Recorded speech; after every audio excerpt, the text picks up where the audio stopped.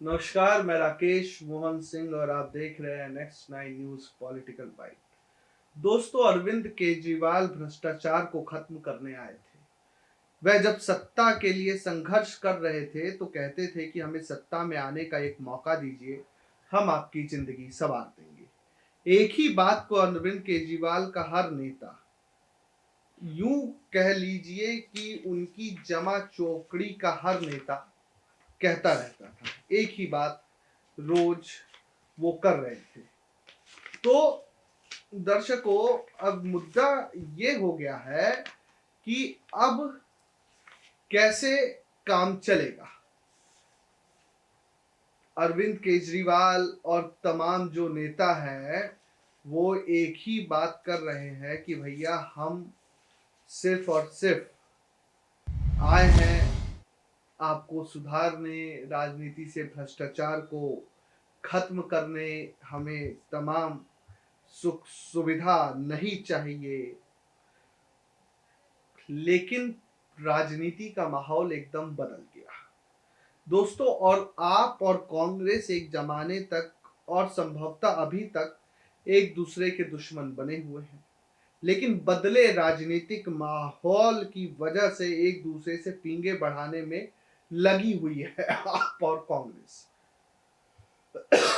माफ कीजिएगा दर्शकों, कांग्रेस जहां भ्रष्टाचार का बरगद है तो आप भ्रष्टाचार करने में अशोक का पेड़ तो बन ही गया है। तभी तो दोनों दल गिले शिकवे भुलाकर एक दूसरे के आंगन में घूम रहे। ये वही आप है जिसने कांग्रेस की राजनीतिक जमीन पर अपनी सत्ता की फसल उगाई, आज उसी आप के साथ गलबैया कर रही। पीएम मोदी की राजनीति और मुद्दों के आगे विपक्ष ऐसे खौफ में है जैसे मानो कि किसी बच्चे को भूत की कहानी सुना दी गई। लेकिन आप और कांग्रेस की दाल फिर भी नहीं गल रही है।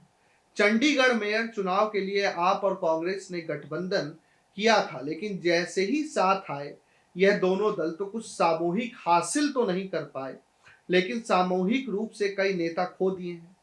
अभी एक दिन पहले ही अशोक तंवर ने भी आपसे इस्तीफा दे दिया है। क्या है खबर, बताते हैं आपको।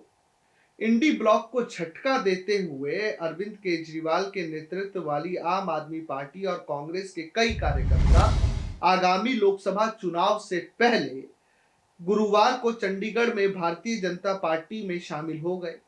चंडीगढ़ में पार्टी कार्यालय में आयोजित एक कार्यक्रम के दौरान कार्यकर्ताओं को औपचारिक रूप से शामिल किया गया।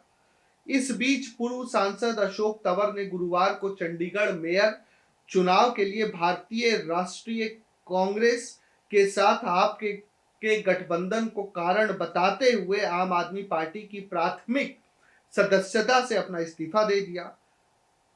आप संयोजक अरविंद केजरीवाल को लिखे अपने इस्तीफे में उन्होंने कहा कि वर्तमान राजनीतिक परिदृश्य और भारतीय राष्ट्रीय कांग्रेस के साथ आपके गठबंधन को देखते हुए मेरी नैतिकता मुझे आम आदमी पार्टी हरियाणा के चुनाव अभियान समिति के अध्यक्ष के रूप में बने रहने की अनुमति नहीं देगी।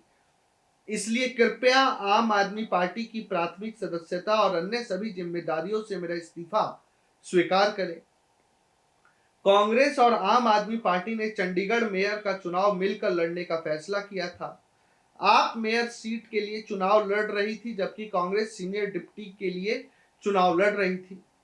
चंडीगढ़ मेयर चुनाव की तारीख जो गुरुवार को होने वाली थी, नामित पीठासीन अधिकारी के खराब स्वास्थ्य का हवाला देखते हुए आगे बढ़ा दी गई। इस घोषणा से कांग्रेस और आम आदमी पार्टी ने विरोध प्रदर्शन शुरू कर दिया, जिन्होंने मेयर चुनाव के लिए गठबंधन किया था। तो ये पूरी जो पटकथा है आम आदमी पार्टी और कांग्रेस की है। अशोक तंवर ने जब इस्तीफा दिया तो उन्होंने आम आदमी पार्टी के लिए क्या कुछ कहा, वो सुनिए आप।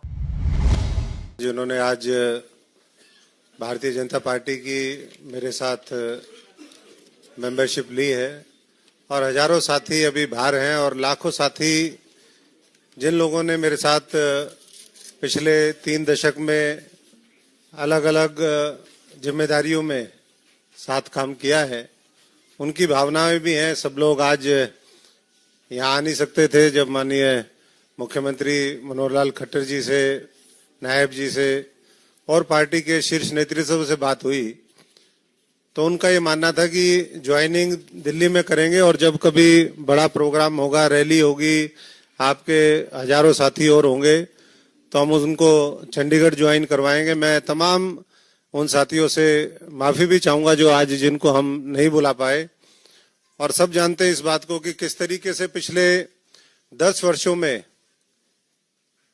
आदरणीय देश के प्रधानमंत्री यशस्वी नरेंद्र मोदी जी के नेतृत्व में देश बदला है, किस तरीके से देश की एकता को लेकर के एक बड़े पैमाने पर काम हुआ है, करोड़ों लोगों का भाग्य बदले, उनका जीवन स्तर ऊपर उठे, ये देश दुनिया में शीर्ष पर पहुंचे, इसके लिए पूरी टीम के रूप में जो काम हुआ है उससे मैं भी और हमारे साथी सभी प्रभावित भी हैं।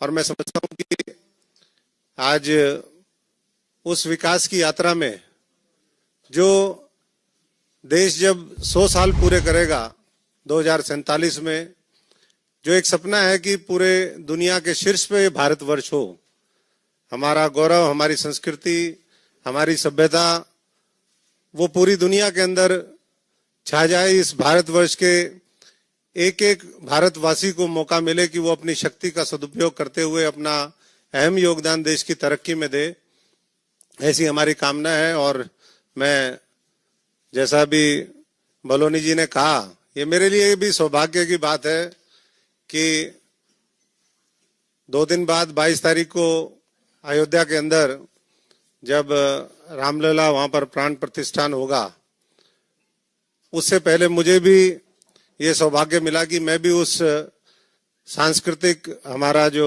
धरोहर है जिसके लिए पूरी दुनिया के अंदर ये भारतवर्ष जाना जाता है, उससे पहले मैं भी इस भारतीय जनता पार्टी का एक सदस्य के रूप में, इस परिवार के रूप में एक सदस्य के नाते मेरी और मेरे साथियों की एंट्री हुई है।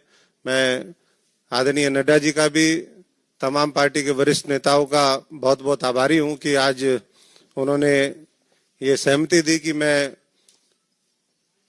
आज भारतीय जनता पार्टी के कार्यकर्ता के रूप में प्रवेश हूं और आने वाले समय में देश के निर्माण में जो भी हमारी जिम्मेदारी हो, जो भी भूमिका हो, वो हम निभाने का काम करें। मैं एक साधारण परिवार से हूं, मेरे पिताजी यहाँ बैठे भी हैं, फौजी परिवार से हैं, किसान मजदूर परिवार से हैं, और हम तो हमेशा जीवन में हमने यही सोचा कि सच्चाई, ईमानदारी और मेहनत के बल पर हम इस देश को आगे बढ़ाने का काम करें। और वही सपना लेकर के आज मनोहर लाल जी जो हरियाणा में काम कर रहे हैं, हमारे नायब सैनी जी, अरुण जी, बलोनी जी, संजय जी, सभी एक टीम के रूप में हमारा एक ही लक्ष्य होगा कि 2024 के अंदर हम पुराने सारे लोकसभा के रिकॉर्ड पार करें, 400 का आंकड़ा हम पार करके इस देश के अंदर एक सुशासन और किस तरीके से इस देश को ऊंचाइयों पर ले जा सकते हैं, उसके लिए सब मिलकर के काम करेंगे। धन्यवाद। सभी मीडिया के साथियों को बहुत बहुत धन्यवाद। तो सुना आप लोगों ने, आप लोगों को क्या लगता है, आप और कांग्रेस का गठबंधन कितना लंबा चलेगा और इसका राजनीतिक लाभ दोनों ही दलों को क्या होगा, हमें जरूर लिख भेजिए। देश और दुनिया की तमाम खबरों के लिए देखते रहिए नेक्स्ट 9 न्यूज पॉलिटिकल बाइट। धन्यवाद।